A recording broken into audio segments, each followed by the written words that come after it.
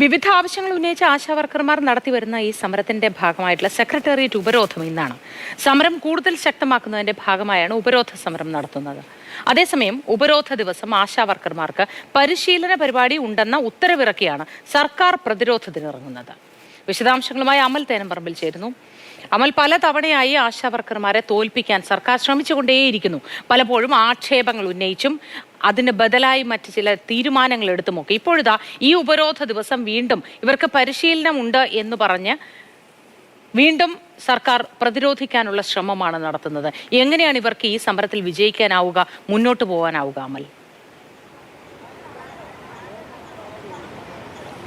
മോദി, ആശാവർക്കർമാരുടെ സമരം തുടങ്ങിയിട്ട് ഇപ്പോൾ ഇത്രയധികം ദിവസമായിരിക്കുന്നു. സമരത്തിന് ഓരോ ദിവസവും ഓരോ രീതിയിലുള്ള സമരപരിപാടികളുമായാണ് അവർ മുന്നോട്ട് പോകുന്നത്. 36-ാം ദിവസം സമരം എത്തുമ്പോൾ സെക്രട്ടേറിയറ്റ് പടിക്കൽ ഉപരോധം തീർക്കുകയാണ് ഇന്നിപ്പോൾ ആശാവർക്കർമാർ.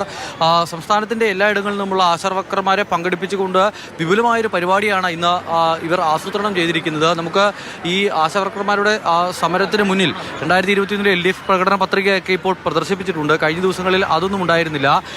എന്തായിരുന്നു അവരുടെ പ്രകടന പത്രികയിൽ പറഞ്ഞിരുന്നത്? ആ ആവശ്യം മിനിമം കൂലി 700 രൂപയാക്കും എന്നുള്ള ആ ഒരു പ്രഖ്യാപനം നടപ്പാക്കണം എന്നുള്ളതാണ് ഇപ്പോൾ ആശാവർക്കർമാർ ഉന്നയിക്കുന്ന ഏറ്റവും പ്രധാനപ്പെട്ട ആവശ്യം. ആശാവർക്കർമാരുടെ സമരത്തിന് രാഷ്ട്രീയ മുഖം നൽകി ആ സമരത്തിൻ്റെ ഒരു ശോഭ കെടുത്താനുള്ള നീക്കം ആദ്യഘട്ടത്തിൽ നടന്നിരുന്നു. പക്ഷേ എന്നിട്ടും ആശാവർക്കർമാരുടെ പങ്കാളിത്തം ഈ സമരത്തിൽ കാര്യമായി കുറയുന്നില്ല എന്നുള്ളതായിരുന്നു വസ്തുത. എന്തായാലും നിലവിൽ കേന്ദ്ര സർക്കാരിനെ ചാരി സംസ്ഥാന സർക്കാരും സംസ്ഥാന സർക്കാരിനെ ചാരി കേന്ദ്ര സർക്കാരും ഈ വിഷയത്തിൽ കൈയൊഴിയുമ്പോൾ പ്രശ്നപരിഹാരം മാത്രം ഉണ്ടാകുന്നില്ല എന്നുള്ളതാണ് ഏറ്റവും പ്രധാനപ്പെട്ട കാര്യം. നിലവിൽ എന്തായാലും സമരത്തിൽ നിന്നും ഒരടി പിന്നോട്ടില്ല എന്നുള്ളതാണ് ആശാവർക്കർമാർ വ്യക്തമാക്കുന്നത്. ഇന്നിപ്പോൾ ഒരു പരിശീലന പരിപാടി സംഘടിപ്പിച്ചിരിക്കുകയാണ് ആരോഗ്യവകുപ്പ്. പാലിയേറ്റീവ് കെയറുമായി ബന്ധപ്പെട്ട് ഉള്ള പരിശീലന പരിപാടിയിൽ ആശാവർക്കർമാർ എല്ലാവരും പങ്കെടുക്കണം എന്നുള്ളതാണ് നിർദ്ദേശം. അത് ആശാവർക്കർമാർ സംഘടിപ്പിക്കുന്ന സെക്രട്ടേറിയറ്റ് ഉപരോധത്തെ പൊളിക്കാനുള്ളൊരു നീക്കത്തിൻ്റെ ഭാഗം എന്നുള്ളത് തന്നെയാണ് മനസ്സിലാക്കാനാവുന്നത്. നിലവിൽ എന്തായാലും സമരസമിതിയുമായി ബന്ധപ്പെട്ട ഭാരവാഹികൾ തന്നെ ചേരുന്നുണ്ട്. ഈ സമരവും ഇന്നിവിടെ ഉപരോധ സമരം നടക്കുന്ന അതേ സമയത്ത് തന്നെ ഒരു പാലിയേറ്റീവ് കെയറിൻ്റെ ഒരു പരിശീലന പരിപാടിയൊക്കെ സംഘടിപ്പിച്ച് സർക്കാർ മറ്റൊരു പ്രതിരോധം തീർക്കുകയാണ്. എത്രത്തോളം പങ്കാളിത്തം നമ്മളിന്ന് പ്രതീക്ഷിക്കുന്നുണ്ട്? പങ്കാളിത്തം, കാര്യമായൊരു പങ്കാളിത്തം ഉണ്ടാവും. കാരണം ഇത് ഏതെങ്കിലും രീതിയിൽ പ്രതിരോധിച്ച് തീർക്കാവുന്ന ഒരു സമരമല്ല ഇത്. സർക്കാർ നമ്മൾ ഉന്നയിക്കുന്ന ഡിമാൻഡിനെ അഡ്രസ്സ് ചെയ്തേ മതിയാവുള്ളൂ. സർക്കാർ പറഞ്ഞത്, ഈ ഗവൺമെൻറ് അധികാരത്തിൽ വരുന്നതിൻ്റെ ഭാഗമായി നടത്തിയ ഇലക്ഷനിൽ പറഞ്ഞത് 232 രൂപ എന്ന് പറയാം, 700 രൂപ പ്രതിദിന വേതനമാക്കുമെന്ന് ആശാവർക്കർ, അംഗൻവാടി തുടങ്ങിയ തൊഴിലാളികൾക്ക്. അപ്പോൾ അങ്ങനെ ഒരു വാഗ്ദാനം വെച്ചിരിക്കുന്നു. അത് മാത്രമേ ചോദിക്കുന്നുള്ളൂ. അങ്ങനെയാണ് ഇലക്ഷനിൽ വോട്ട് അഭ്യർത്ഥിച്ച് ഈ ആശാവർക്കർമാർ വേണ്ടി വോട്ട് ചെയ്തിരിക്കുന്നത്. അതാണ് ഏറ്റവും മിനിമമാണ് ആവശ്യപ്പെട്ടിരിക്കുന്നത്.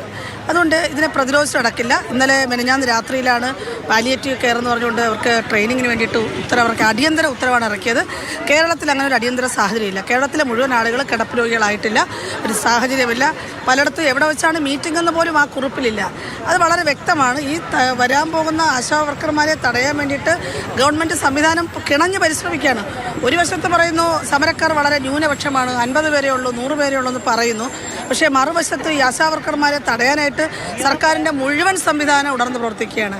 അത് ഉദ്യോഗസ്ഥർ വഴി, പാർട്ടി നേതാക്കൻ വഴി, ട്രേഡ് യൂണിയൻ വഴി, മാധ്യമങ്ങൾ വഴി, പോലീസിനെ കൊണ്ട് ഭയപ്പെടുത്തി, ഇങ്ങനെയെല്ലാം ട്രെയിനിങ് വെച്ചുകൊണ്ടൊക്കെ എല്ലാ പരിശ്രമവും നടത്തണം. അതിൻ്റെ ആവശ്യമില്ല. ഈ മിനിമം കൂലി ആവശ്യപ്പെട്ട് വരുമ്പോൾ അവരെ യുദ്ധത്തിനും എന്ന നിലയ്ക്ക് ഇങ്ങനെ തയ്യാറെടുപ്പിക്കേണ്ട കാര്യമില്ല. അത് തന്നാൽ തീർച്ചയായിട്ടും ആശാവർക്കർമാർ വളരെ സന്തോഷത്തോടുകൂടി പിരിഞ്ഞു പോകുന്നതാണ്.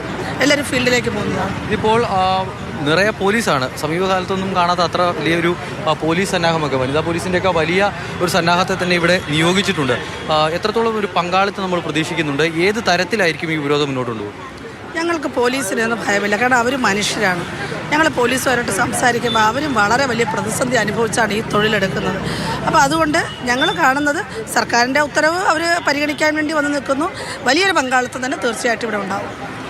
ഇതാണ് സമരസമിതി വ്യക്തമാക്കുന്നത്. വലിയ പങ്കാളിത്തം തന്നെ ഇവർ ആശാവർക്കർമാരുടെ പങ്കാളിത്തം പ്രതീക്ഷിക്കുന്നുണ്ട്. നിലവിലെന്തായാലും ഇവിടെ തുടരുന്ന സമരത്തിൽ അനിശ്ചിതകാല രാപ്പകൽ സമരവുമായി ബന്ധപ്പെട്ടുള്ള ആളുകളാണ് ഇപ്പോൾ ഇവിടെ തുടരുന്നത്. ഇനിയിപ്പോൾ മറ്റ് സ്ഥലങ്ങളിൽ നിന്നുള്ള ആശാവർക്കർമാർ ഇവിടേക്ക് എത്തിച്ചേരും. 11 മണിയോടുകൂടി ഉപരോധ സമരം പൂർണ്ണമായും നടപ്പാക്കാൻ കഴിയും എന്നുള്ളതാണ് ഇവർ വ്യക്തമാക്കുന്നത്. നേരത്തെ പറഞ്ഞതുപോലെ തന്നെ സെക്രട്ടേറിയറ്റിന് ചുറ്റും വലിയ പോലീസ് സന്നാഹത്തെയാണ് നിയോഗിച്ചിരിക്കുന്നത്. സമീപ പ്രദേശങ്ങളിൽ നിന്നുള്ള സിഐമാരെ അടക്കം ഇവിടേക്ക് എത്തിച്ചുകൊണ്ടുള്ള ക്രമീകരണങ്ങൾ ഒരുക്കുന്നുണ്ട്.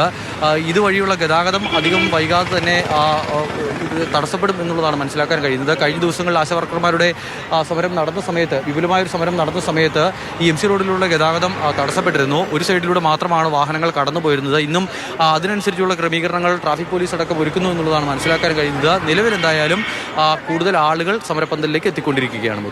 ശരിയാണ്, കൂടുതൽ ആളുകൾ സമരപന്തലിലേക്ക് എത്തുന്നു.